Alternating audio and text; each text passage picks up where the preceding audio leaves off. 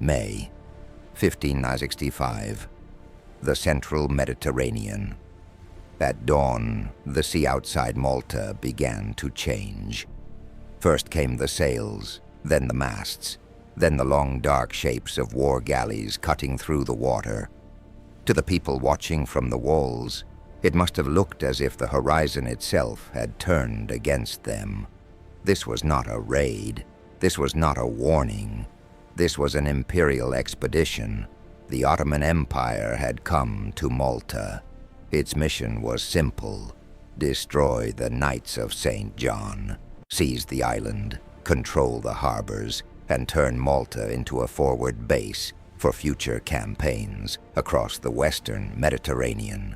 Sicily lay to the north, Naples beyond it, and beyond that, in the imagination of terrified Europe, perhaps even Rome.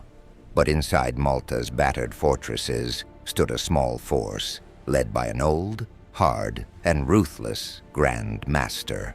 His name was Jean Parisot de Valette.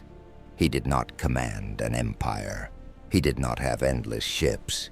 He did not have unlimited soldiers. What he had was stone, discipline, faith, and time. And in the months ahead, Malta would prove something the Ottoman commanders did not fully understand at first. A fortress does not need to defeat an empire in one battle.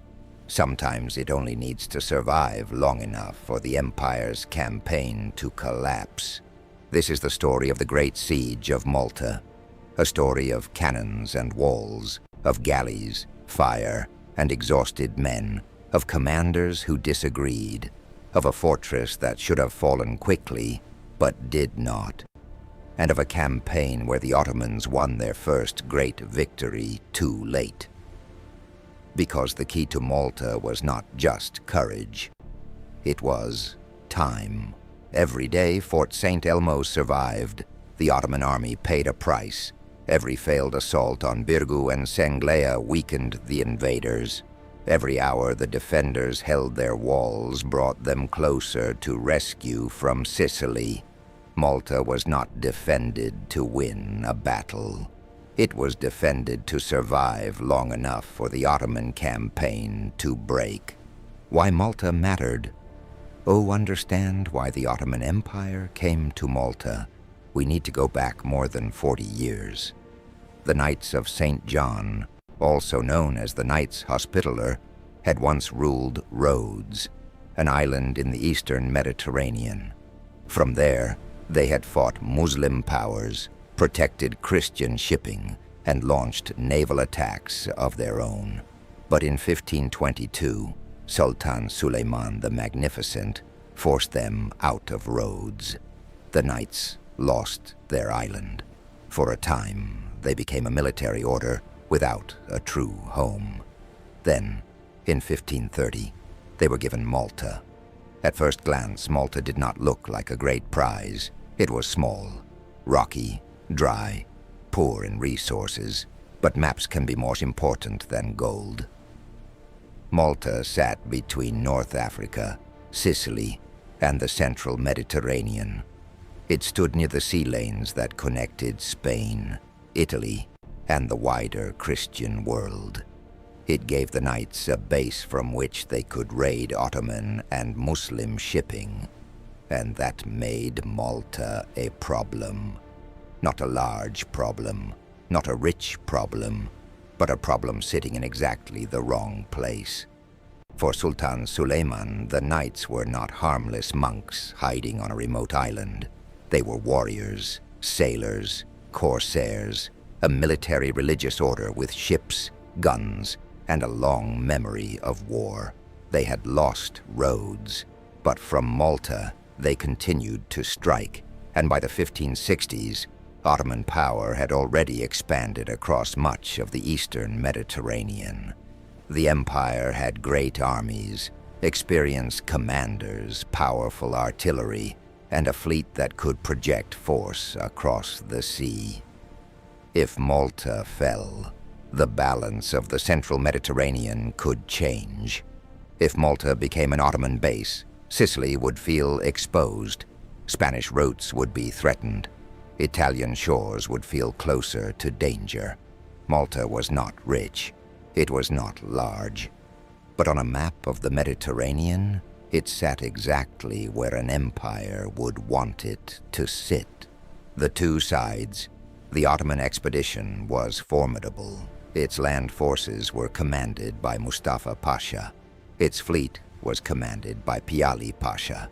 And soon, one of the most feared corsair leaders in the Mediterranean would arrive. Dragut. Dragut was more than a pirate in the simple sense. He was a veteran commander, a brilliant raider, and a man whose name carried fear across the sea. The Ottoman force brought janissaries, artillery, engineers, sailors, North African corsairs, and thousands of soldiers used to hard campaigning. Their strength was not just numbers, it was experience. They knew siege warfare, they knew naval war, they knew how to bring firepower against stone. On the other side stood Malta. The island's defense centered on the Knights of St. John. But they were not alone. There were Spanish and Italian soldiers, Maltese militia, sailors, servants, workers, men who knew the island, men who knew that if Malta fell, there might be no safe place left to run. And above them stood Jean de Valette. He was already old by the standards of war, but age had not made him gentle. De Valette had fought the Ottomans before. He understood captivity. He understood naval war. He understood that mercy was rare when empires and holy orders clashed. He also understood something simple. Malta could not defeat the Ottoman army in open ground, so Malta would not try. It would make the Ottomans fight for fortresses, walls, harbors, rocks, and narrow approaches. It would turn the island into a machine for consuming time. The fortresses. The heart of the defense was the Grand Harbor. Here stood the fortified positions that would decide the siege. Fort St. Angelo guarded Birgu. Fort St. Michael protected Senglea. And at the mouth of the harbor stood Fort St. Elmo. St. Elmo was the first great obstacle. It was not the largest fortress on Malta. It was not the strongest in every direction, but it occupied a critical position. If the Ottomans wanted to control the entrance to the harbor and bring their fleet closer, St. Elmo had to be dealt with. From the Ottoman point of view, the logic was clear. Take St. Elmo, secure the harbor, bring in the fleet, then crush the main defenses at Birgu and Senglea. It sounded rational, but in siege warfare, rational plans can become traps. Because a fortress does not need to be invincible to be dangerous. It only needs to last longer than expected. And St. Elmo was about to do exactly that. The Ottoman decision. The Ottomans expected St. Elmo to fall quickly. It was exposed. It was under heavy pressure. It could be bombarded from multiple directions.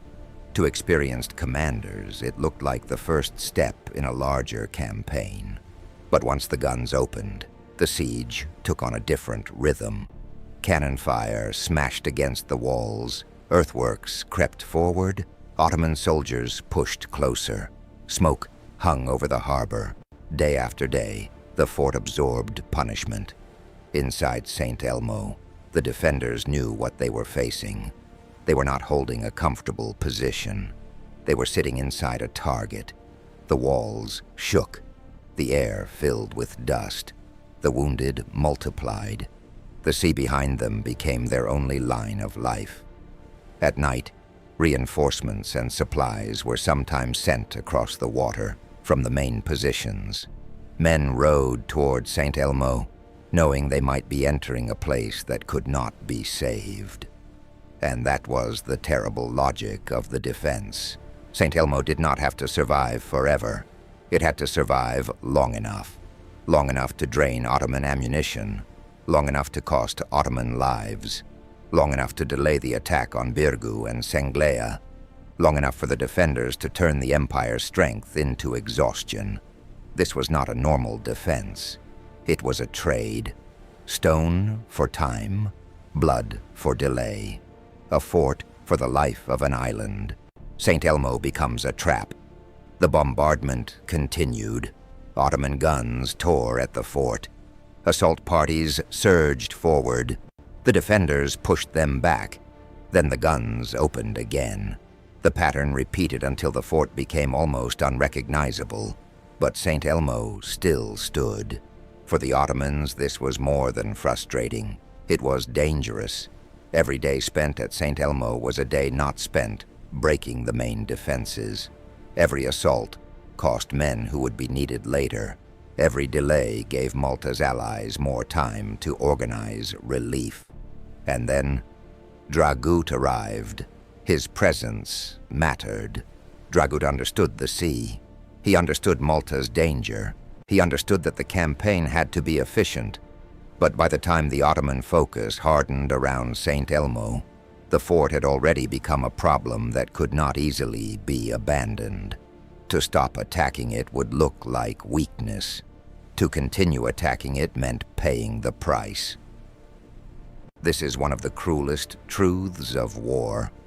Sometimes a commander becomes trapped, not because he made an irrational decision, but because a rational decision becomes too expensive to reverse. The Ottomans could still take St. Elmo, but the question was no longer whether they could take it. The question was how much of the campaign they would lose in the process. The fall of St. Elmo. On the 23rd of June, 1565, Fort St. Elmo finally fell. The Ottomans had their victory. They had taken the position. They had broken the fort. They had opened the way to the next stage of the siege. But the victory came late. St. Elmo had resisted for nearly a month. A fort that was expected to fall quickly had consumed time, ammunition, and thousands of men. Among the Ottoman losses was Dragut, whose death deprived the campaign of one of its most experienced and dangerous leaders. The Ottoman banners now flew over the ruins. But across the harbor, the defenders in Birgu and Senglea could see something else. They could see that the empire had bled for its first step, and de Valette understood the meaning. The Ottomans had taken St. Elmo, but they had lost the one thing no army in a siege can easily replace: time. And Malta was still alive.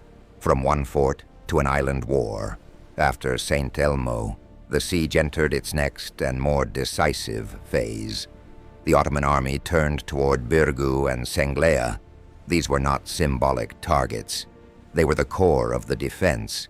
If Birgu and Senglea fell, Malta would likely fall with them. The Ottomans still had power. They still had artillery. They still had ships. They still had soldiers capable of assaulting walls under fire. But now they were fighting a different campaign from the one they had expected. They were not fresh. They were not early. They were not moving according to the original rhythm. The defenders had forced the empire into a slower war, and in a siege, slowness can kill. The summer heat pressed down on the camps. Disease and exhaustion began to matter. Supplies mattered. Morale mattered. The sea mattered. The Ottomans had come to Malta with a plan. Now the island itself was reshaping that plan. Birgu and Senglea. The attacks on Birgu and Senglea brought the siege to its most desperate stage. Ottoman forces tried to break the defenses by land and sea. There were assaults against walls, attempts to cross water, moves to exploit weak points. Heavy bombardments, sudden attacks, counterattacks from the defenders.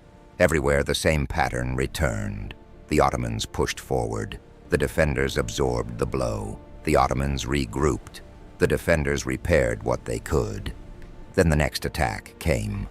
This was no longer simply an attempt to take a fortress. It was an attempt to break the will of an island. The defenders knew that they were not stronger. They knew they could not replace losses easily. They knew that every wall that cracked, every gun that failed, every exhausted soldier mattered. But they also knew the Ottomans were under pressure. The invaders had to win before relief arrived. They had to win before disease spread further. They had to win before the season turned. They had to win before the cost of staying became greater than the prize. De Valet's strategy was harsh, but clear.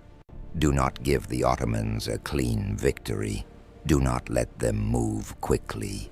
Do not let them turn numbers into momentum. Make them pay for every approach. Make them spend strength at every wall. Make Malta too expensive to finish. The War of Time. The central truth of the Great Siege was this: the Ottomans did not fail because they were weak. They failed because Malta made strength expensive. A powerful army can destroy walls, but destroying walls takes time.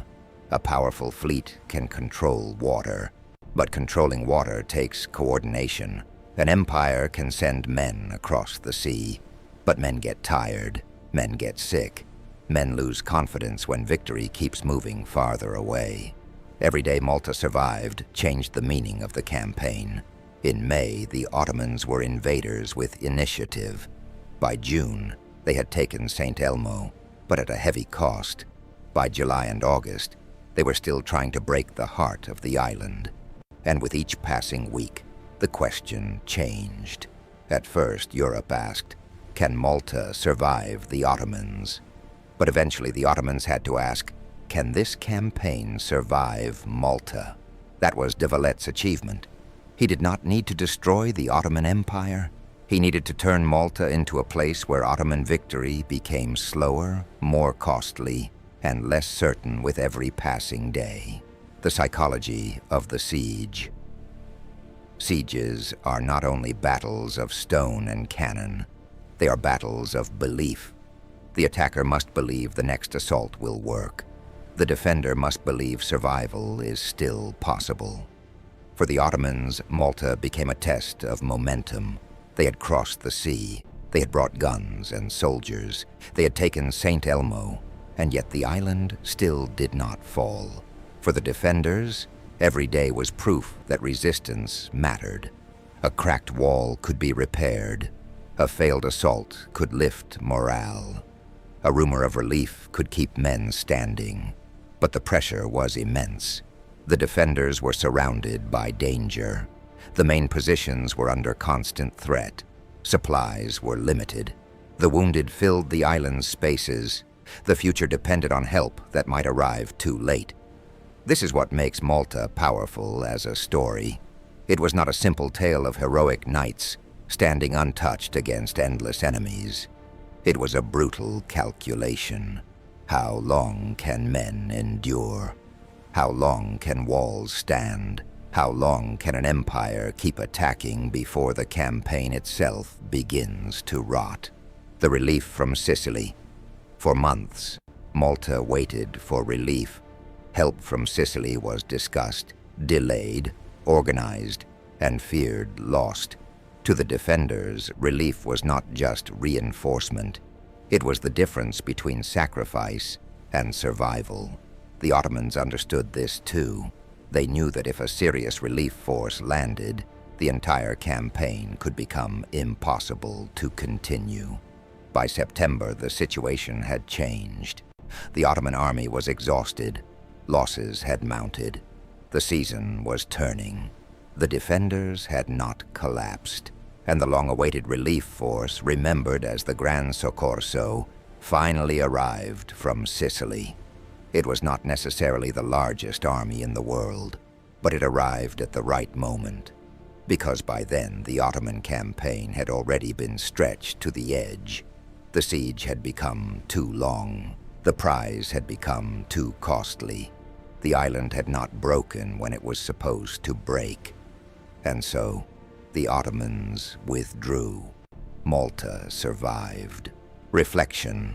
The Great Siege of Malta was not won by numbers. It was not won because the defenders were stronger. It was won because Malta turned weakness into strategy. The knights could not defeat the Ottoman Empire in open battle, so they forced the empire into a siege. They could not stop every cannonball, so they made every broken wall cost time. They could not save Fort St. Elmo, so they made its fall matter. They could not guarantee rescue, so they survived until rescue became possible. The Ottomans came to Malta expecting to erase a problem. Instead, they found an island that refused to fall on schedule. And in war, sometimes that is enough, because campaigns do not only collapse when armies are destroyed, sometimes they collapse when time runs out. Malta was not defended to win a battle. It was defended to survive long enough for the Ottoman campaign to collapse. And in 1565, against one of the most powerful empires in the world, that was exactly what happened. If you enjoyed this story, subscribe to Bellum Insights for more cinematic history documentaries about empires, battles, sieges, and the moments when the fate of civilizations came down to a single decision. Leave a like if you want more stories from the Mediterranean wars, and tell us in the comments, was Malta saved by courage, strategy, or Ottoman delay? Then watch the next video, where we explore another forgotten battlefield where a smaller force faced impossible odds and changed history.